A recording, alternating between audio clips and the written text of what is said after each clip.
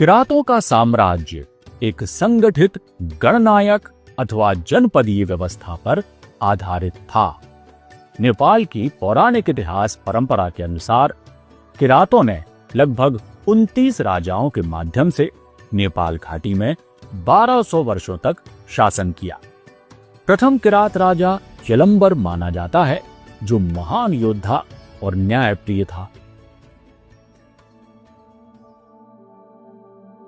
इस साम्राज्य की सीमाएं उत्तर में तिब्बत से लेकर दक्षिण में बंगाल और पूर्व में ब्रह्मदेश म्यांमार तक फैली थीं। किरात जनपदों में शक्ति, लिच्छवी, मल्ल, भूटिया और अन्य पर्वतीय समुदायों से भी संबंध रहा। किरात जाति हिमालय के दक्षिण क्षेत्र में हिमाचल में घटी हुई कश्मीर तक और उसके नीचे मोहनजोदड़ो तक फैली हुई है।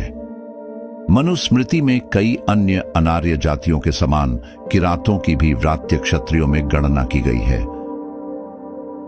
यह भी संभव है कि किरात शब्द का प्रयोग वन्य जातियों के लिए साधारणतः होने लगा हो। सिक्किम के पश्चिम स्थित मोरग में आज भी किरात नामक एक जाति बसती है। संभवतः किरातों का मूल निवास स्थान यहीं रहा होगा। वे कद में छोटे थे और मजबूत शरीर वाले, चौड़ी सपाट नाक तथा पतली मूंछें और गहरी आंखें थीं।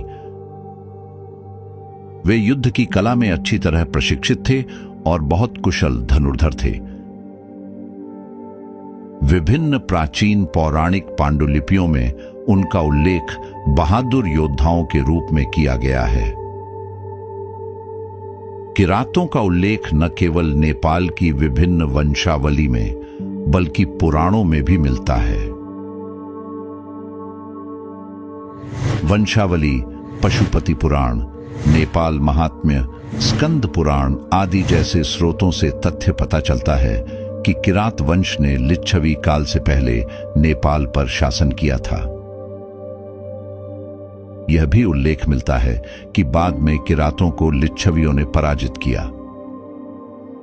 लिच्छवी काल के शिलालेखों में हम किराती शब्दों के नाम पर विभिन्न गांव, प्रशासनिक इकाइयां और कई अन्य नाम पा सकते हैं।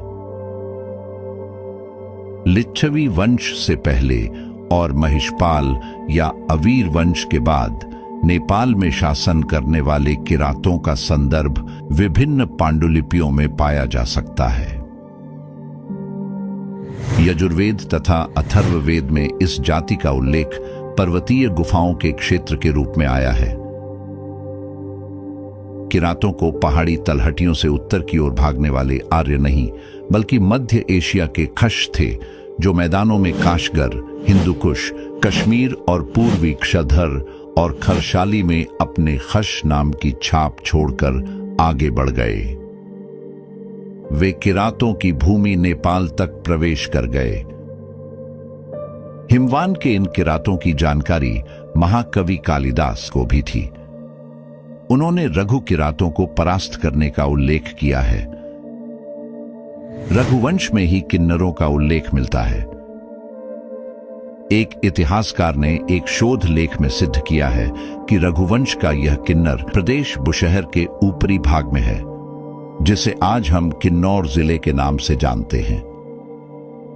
किन्नरों का देश एक समय हिमाचल में गंगा के प्रवाह से पश्चिम में सतलुज और चंद्रभागा के प्रवाह तक फैल गया था, और किरात गंगा के प्रवाह के साथ पूर्वी छोरों को मिलाकर पूरे नेपाल तक फैल गए थे। नेपाल के इतिहास में नेपाल के सबसे शुरुआती निवासी पूर्वी पहाड़ियों के किराती हैं। किरातों का उल्लेख पुलिंदों और चीनियों, हूणों, पहलवों, शकों, यवनों, सवारों, पौंडरों, कांचियों, द्रविड़ों, सिंहलों और केरलों के साथ किया गया है।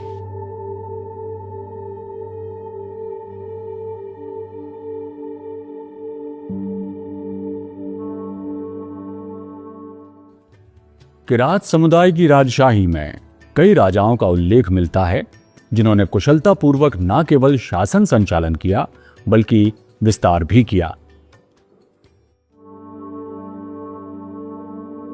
राजा यलंबर किरातों का पहला ऐतिहासिक और पौराणिक रूप से प्रसिद्ध राजा था।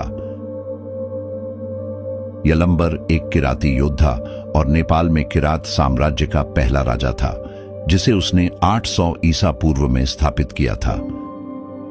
कहते हैं कि वह महाभारत युद्ध में पांडवों का सहयोगी था। राजा खिगु पथुक गस्ती नेपाल की किरात वंशावली में उल्लेखित अन्य प्रमुख शासक हैं, जिन्होंने काठमांडू घाटी में सांस्कृतिक विकास और प्रशासनिक संगठन स्थापित किया।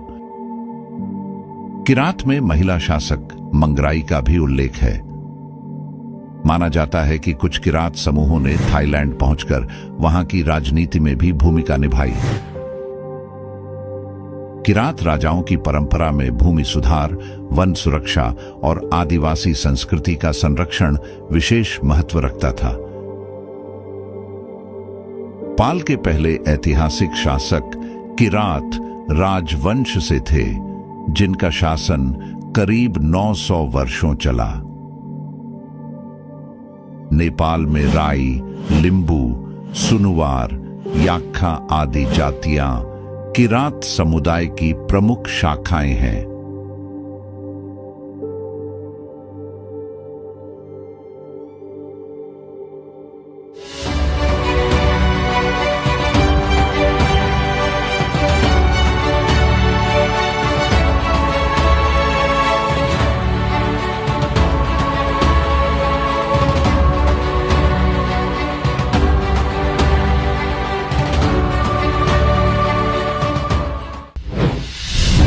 वे शूरवीर हैं, वे कर्मवीर हैं, वे निपुण योद्धा हैं, वे भारत का कुल हैं, वे भारतवंशी हैं जिन्हें लोक समाज ने भुला दिया है। ऐसे ही विस्मृत युग युगीन भारतवंशियों की खोज और पुनरान्वेषण से वैश्विक समुदाय का सुपरिचय करेंगे। वीर भारत न्यास के YouTube चैनल वीर भारत में।